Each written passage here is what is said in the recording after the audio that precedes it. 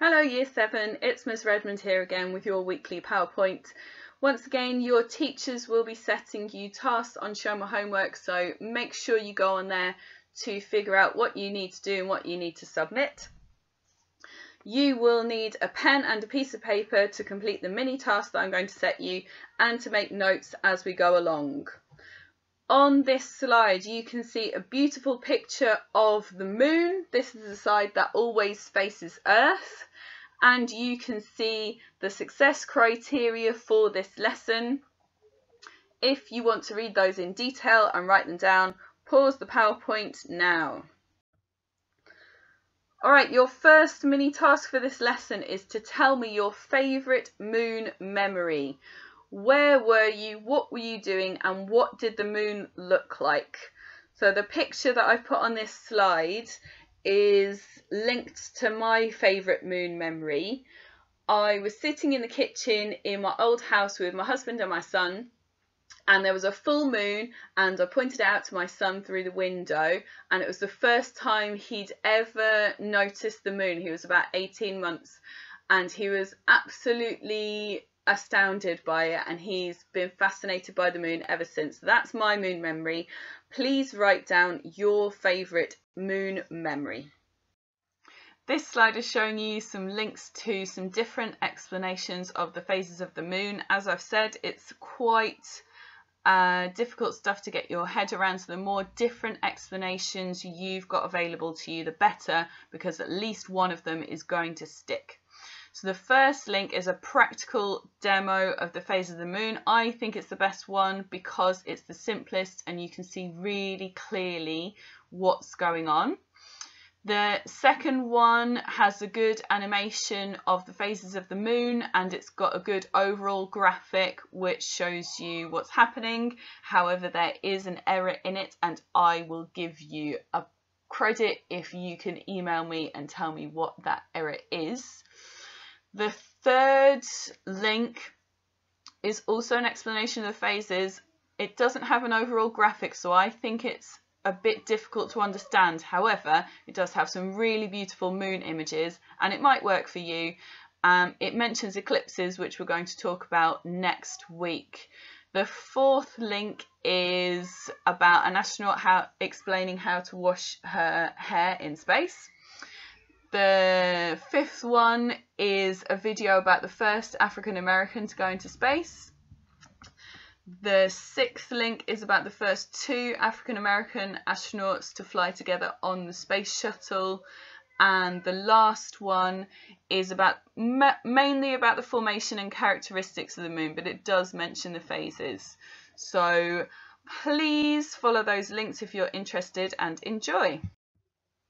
Okay, the moon is a natural satellite of the Earth. So you should remember from a previous lesson that we also call natural satellites of other planets moons. But our moon, the one that orbits Earth, is the only one that gets a capital letter. It takes 27 days and 7 hours to orbit the Earth, so the moon is in orbit around the Earth, and it takes 27 days, 7 hours to do one complete circle or orbit of the Earth. The same side of the moon always faces the Earth, and half of the moon is always lit up by the sun. So you may have heard this phase, the dark side of the moon. The dark side of the moon changes as the moon orbits around the Earth, and different parts of it are exposed to the sunlight. So it's not really true to say that there's a permanent dark side, but there is a permanent side that always faces us and a permanent side that always faces away, which we'll get onto on the next slide. And the word month comes from the word moon because it takes about a month for the moon to orbit around the Earth. Alright, half of the moon is always lit, half of the Earth is always lit. That's because they're spherical objects in space. A spherical object or a sphere is a ball shape. If you shine light on a ball, you're only ever going to light up one half of the ball. And that's what this photograph is showing you. The Earth and the moon in space, half of them lit up by the sun and half of them in shadow. Okay, we always see the same face of the moon. That is because the moon spins on its axis at the same speed that it orbits. So the moon takes 27 days, 7 hours to orbit around the Earth, and it also takes 27 days, 7 hours to spin around on its axis. That means the same side is always facing us. The photograph at the bottom is showing you the near side on the left, so that's the side that we can see from the Earth, and the far side on the right, that is always hidden from us on Earth. But we can see different parts of that face of the moon. So that's what the photo is showing you. It's showing you all of the different phases of the moon. So if you look at the middle moon on the middle row, you can see all of the markings on the face. And if you look at all of the other pictures of the moon, the markings are exactly the same because we're always seeing the same face, but we're seeing different amounts of it because different parts of it are lit up. So this is because at different points in the moon's orbit, we're able to see different parts of the illuminated side of the moon. We'll get into that in more detail in a moment.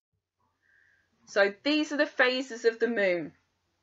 Starting on the left, you've got the new moon, that's the first phase. Then we've got waxing crescent, first quarter, waxing gibbous, full moon, waning gibbous, third quarter, waning crescent.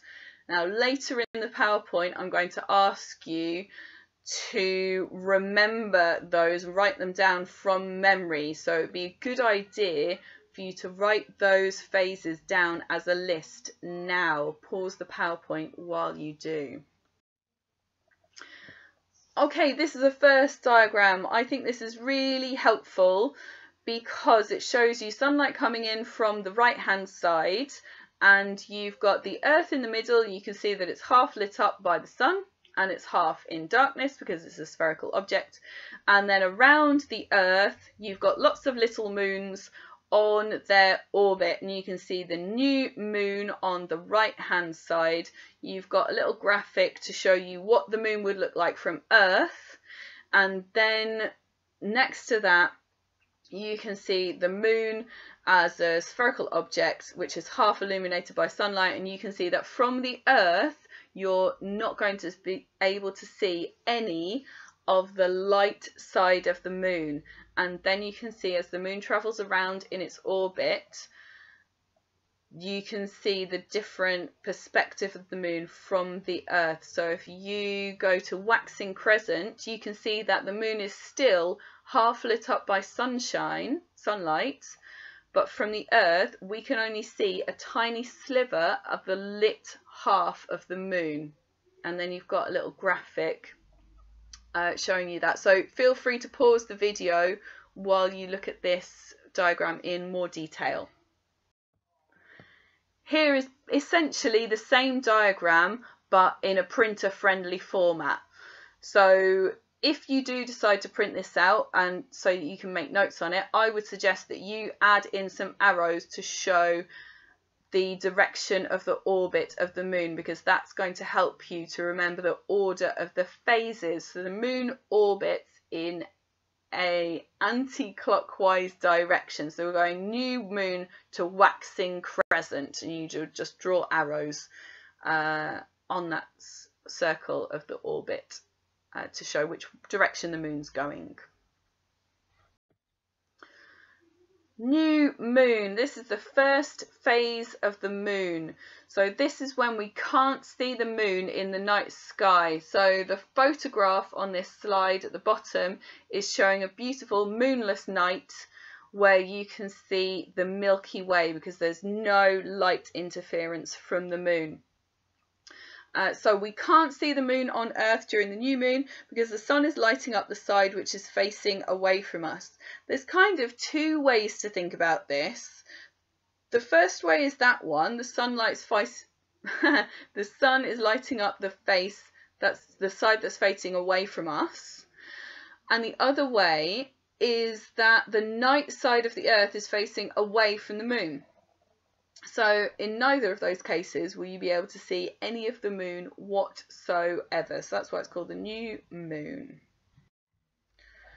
Your next mini task is to use the diagram on this slide to help you explain why we don't see the moon during the new moon phase. So this is a different way of representing exactly the same thing as the previous slides, but it might be more useful to you. So pause the PowerPoint now and write down your explanation of why we don't see the moon during the new moon phase. Waxing crescent is the next phase. As the moon moves around in its orbit, we're able to see a small slice of the lit side. So in the new moon, we weren't able to see any of the lit side, and now we can see a small sliver, and it looks like a crescent shape from the Earth, hence the name. And the word waxing means getting bigger. Useful to remember that waxing means getting bigger. First quarter is a bit of a confusing name for this phase of the moon because you can see half of it. But it's called that because the moon is 1/4 of its way through its orbit. Waxing gibbous is the next phase. So as the moon moves further around in its orbit, we can see even more of the lit side. So waxing means getting bigger, and gibbous means humpbacked, so that's why we call this phase of the moon gibbous. Full moon. When the moon is halfway through its orbit, we can see a full moon. That is because the night side of the Earth is facing the day side of the moon. That's what the diagram on the bottom left is showing you. So you've got the sun at the bottom, and that's illuminating the Earth, half of the Earth, so you can see the day side of the Earth from this picture, and you've got a little person standing on the Earth, and that person is able to see the whole of the illuminated face of the moon, so they can see a full moon from the Earth. Here is a different diagram to help you. The question is, why do we see a full moon? So you can use the diagram on this slide to help you explain why we see a full moon. On this diagram, you've got the sun on the left, the Earth in the middle, and we're trying to explain point E, which is the full moon. Full moon's written in yellow on that diagram. So pause the slide while you write your explanation now. Waning gibbous is the next phase. So as the moon continues in its orbit, we start to see less of the lit side again. So the previous phase was the full moon. We could see the whole of the lit side. Now the moon has moved in its orbit, so we're not able to see as much of the light side of the moon. So waning means getting smaller. This time we can see most of the lit side of the moon, but it's the other side. That will become clearer on the next slide. Next phase is called the third quarter. Again, slightly confusing. It's called the third quarter because the moon is 3/4 of its way through its orbit. So we can see half of the light side of the moon, but it's the opposite side to the first quarter. So in the third quarter, we can see the left-hand side of the moon, and in the first quarter, we could see the right-hand side of the moon, and that's due to the position of the moon in its orbit. It'd be helpful if you looked at your diagram that you've printed off, if you printed it off now, to help you explain why that is. Waning crescent. The moon has nearly completed its orbit, and we can now see only a sliver of the lit side of the moon. And the next phase will be the new moon again, because the moon will have completed one orbit. This is the diagram in the digital book. Feel free to read the digital book for an alternative explanation. As I said, this is difficult stuff, so the more different explanations you have available, the better, because at least one of them will stick and help you to understand what's going on. So in this picture, we've got light from the sun on the left, and you can see at every single stage, half of the moon is lit and half of the moon is in darkness. But because we've got the Earth in the center, which bits of the moon, of the light side of the moon we can see is different depending on where the moon is in its orbit. All right, last mini task. Can you remember the phases of the moon without looking at your notes? So cover your notes up now and try to write down the phases of the moon in order, or say them out loud without looking at your notes. And I will give you the answers in a moment. So pause the PowerPoint now, please. The first phase is the new moon. That's when you can't see the moon. And then we've got waxing crescent, first quarter, waxing gibbous, full moon when you can see the whole of the light side, waning gibbous, third quarter, and waning crescent. Right, this is your summary slide. This is the important pieces of information that you need to remember. The moon takes 27 days and 7 hours to orbit the Earth. It's about a month. Half of the moon is always lit by the sun and half is in shadow. The phases are caused by the position of the moon in its orbit and by the part of the lit side that is visible from the Earth. The phases of the moon are new moon, waxing crescent, first quarter, waxing gibbous, full moon, waning gibbous, third quarter, waning crescent. The next point is more to help you remember the phases than for you to actually remember these meanings. Waxing means getting bigger and waning means getting smaller, and gibbous means humpbacked. At the new moon, the moon is not visible from Earth because the lit side is facing away from us, and at the full moon, the whole of the lit side is visible from the Earth. If you can explain those two, then you can fill in the gaps and explain the other phases of the moon. Okay, thank you for watching this PowerPoint. You need to go back to Show My Homework now and see what your regular teacher has asked you to do and how they want you to submit this work. And I will speak to you next time.